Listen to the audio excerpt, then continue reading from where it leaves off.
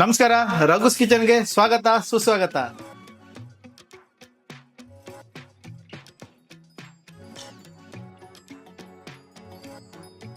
ಇವತ್ತೇನಪ್ಪ ವಿಶೇಷ ಅಂದ್ರೆ, ಈ ಚಳಿ ಚಳಿ ವಾತಾವರಣಕ್ಕೆ ಅದರಲ್ಲೂ ಅವರೇ ಬೆಳೆ ಸೀಸನ್ ಬೇರೆ, ಇದರದ್ದು ವಡೆ ಮಾಡ್ಕೊಂಡು ತಿಂದ್ರೆ ಆಹಾ ಸ್ಮೂತ್ ಇರುತ್ತೆ, ಕ್ರಿಸ್ಪಿಯಾಗಿ ಕರಂ ಕುರುಮ್ ಅಂತ ತಿಂತಾ ಇರ್ಬೋದು.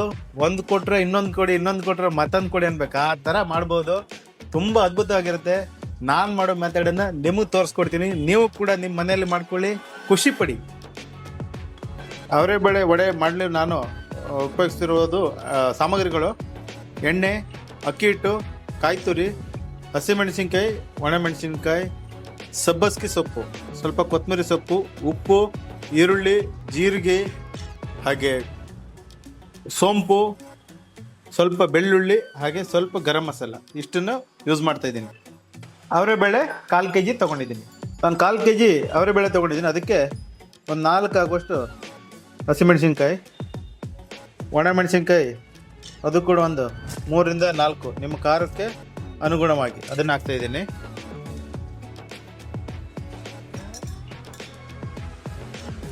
ಒಂದು ಸ್ಪೂನು ಜೀರಿಗೆ ಹಾಕ್ತಾಯಿದ್ದೀನಿ. ನಿಮಗೆ ಗ್ಯಾಸ್ಟ್ರಿಕ್ಕು ಏನೂ ಆಗಲ್ಲ. ಸ್ವಲ್ಪ ಒಂದು 5-6 ಎಸಳು ಬೆಳ್ಳುಳ್ಳಿ. ಫಸ್ಟ್ ಇದನ್ನಷ್ಟೇ ಸ್ವಲ್ಪ ತರ್ತರಿಯಾಗಿ ರುಬ್ಕೋಬೇಕು. ನೋಡಿ, ಸ್ವಲ್ಪ ತರ್ತರಿಯಾಗಿ ಇದನ್ನು ರುಬ್ಕೊಂಡಿದ್ದೀನಿ. ಇದಕ್ಕೆ ಇವಾಗ ಒಂದು 1/4 kg ಆಗುವಷ್ಟು ಆರು ಬೇಳೆ ಇದೆಯಲ್ಲ, ಅದರಲ್ಲಿ ಒಂದು 200 ಗ್ರಾಮ್ ಅಷ್ಟು ಹಾಕ್ತೀನಿ. ಸ್ವಲ್ಪ ಇಟ್ಕೊತೀನಿ, ಒಂದು ಸ್ವಲ್ಪ ಇಟ್ಕೊತೀನಿ ಇಷ್ಟು. ಆಮೇಲೆ ಮಿಕ್ಸ್ ಮಾಡಬೇಕು. ಇದನ್ನು ತಿರ್ಗಾ ಈಗ ಇನ್ನೊಂದು ಸ್ವಲ್ಪ ತರ್ತರಿಯಾಗಿ ರುಬ್ತೀನಿ. ನೋಡಿ, ತರ್ತರಿಯಾಗಿ ರುಬ್ಕೊಂಡಿದ್ದೀನಿ. ಆಲ್ರೆಡಿ ಸ್ವಲ್ಪ ಇಡೀ ಇರೋದು ಅವರೆಕಾಳನ್ನು ಅಲ್ಲಿ ಇಟ್ಕೊಂಡಿದ್ದೀನಿ. ತರ್ತರಿಯಾಗಿ ರುಬ್ಕೊಂಡಿದ್ದು ಇದಕ್ಕೆ ಹಾಕ್ತಾಯಿದ್ದೀನಿ.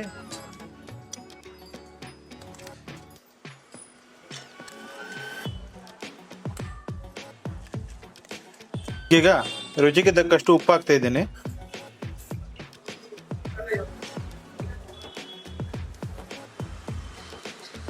ಸ್ವಲ್ಪ ಒಂದು 1/4 ಚಮಚ ಸೋಂಪು ಹಾಕ್ತಾಯಿದ್ದೀನಿ.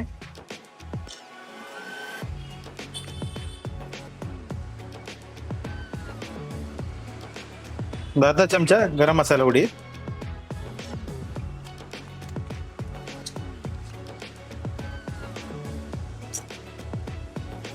ಕಾಯಿ ತುರಿ ಒಂದು 2 ಸ್ಪೂನ್ ಕಾಯಿ ತುರಿ ಹಾಕ್ತಾಯಿದ್ದೀನಿ.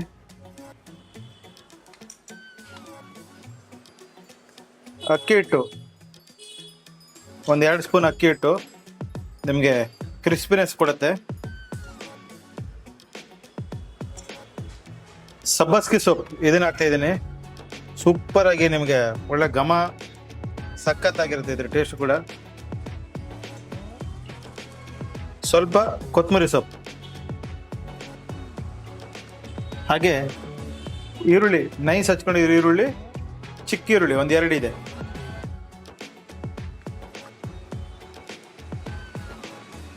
ಎಲ್ಲ ಹಾಕಿ ಆಯ್ತು. ಈಗ ನಿಧಾನವಾಗಿ ಕಲಿಸ್ತಾ ಇದ್ದೀನಿ. ಅಕ್ಕಿ ಹಿಟ್ಟಲ್ಲಿ ಹಾಕೋದ್ರಿಂದ ಸ್ವಲ್ಪ ಬೈಂಡಿಂಗ್ ಆಗುತ್ತೆ. ಆಮೇಲೆ ನೀವು ಕಡಲೆ ಹಿಟ್ಟು ಬೇಕಾದ್ರೆ ಹಾಕೋಬೋದು, ಅದರದ್ದೇ ಒಂಥರ ರುಚಿ. ಅಕ್ಕಿ ಹಿಟ್ಟು ಬಂದು ನಿಮಗೆ ಕ್ರಿಸ್ಪಿನೆಸ್ ಕೊಡುತ್ತೆ, ಇದ್ರದ್ದು ರುಚಿನೂ ಚೆನ್ನಾಗಿರುತ್ತೆ. ಚೆನ್ನಾಗಿ ಮಿಕ್ಸ್ ಮಾಡ್ಕೋಬೇಕು. ಇದಕ್ಕೆ ನಾನೀಗ ನೀರು ಹಾಕ್ಕೊಂಡಿಲ್ಲ, ಇನ್ನು ನೀರು ಹಾಕೋ ಅವಶ್ಯಕತೆ ಇಲ್ಲ. ಸ್ವಲ್ಪ ಹೀಗೆ ಮಿಕ್ಸ್ ಮಾಡ್ತಾ ಇದ್ರೆ ಸ್ವಲ್ಪ ಇದೇ ನೀರು ಬಿಟ್ಕೊಳ್ಳುತ್ತೆ. ಈರುಳ್ಳಿಯಲ್ಲಿರೋ ನೀರು ಇವೆಲ್ಲ ಸ್ವಲ್ಪ ಬಿಟ್ಕೊಳ್ಳುತ್ತೆ.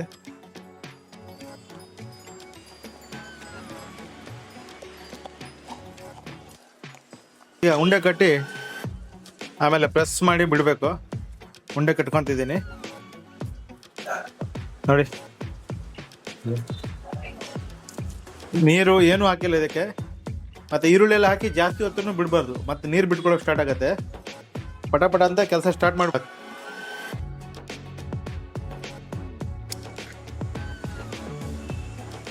ನೋಡಿ, ಎಣ್ಣೆ ಕಾಯಕ್ಕೆ ಇಟ್ಟಿದ್ದೀನಿ.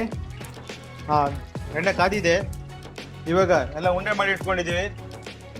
ಅವರೇ ಬೇಳೆ ಉಂಡೆ ಇದನ್ನೆಲ್ಲ ಒಂದೊಂದೇ ವಡೆ ಶೇಪ್ ಮಾಡಿಬಿಟ್ಟು ಬಿಡಬೇಕು.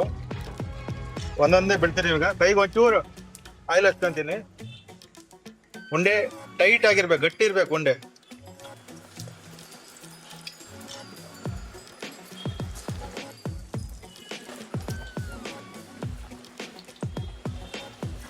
ನೋಡಿ, ಸ್ಲೋ ಗ್ಯಾಸಲ್ಲಿ,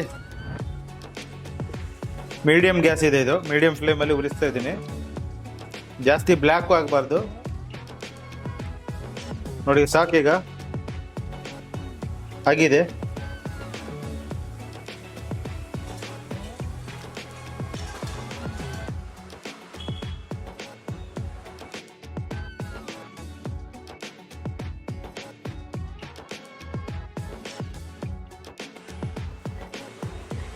ಆಹಾ, ಘಮ ಅಂತಿದೆ.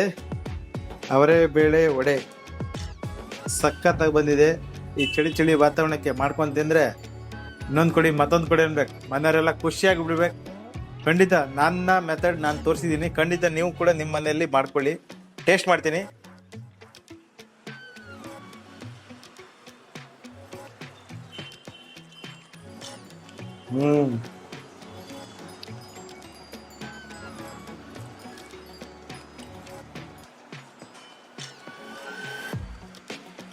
ಈ ವಾತಾವರಣಕ್ಕಂತೂ ಯಾರಾದ್ರು ಮಾಡ್ಕೊಡ್ರಿ ಅಂದ್ರೆ ತಿಂತಾ ಇರ್ಬೋದು. ಒಂದು ತಿಂದಾದ್ಮೇಲೆ ಇನ್ನೊಂದು ತಿನ್ಬೋದು.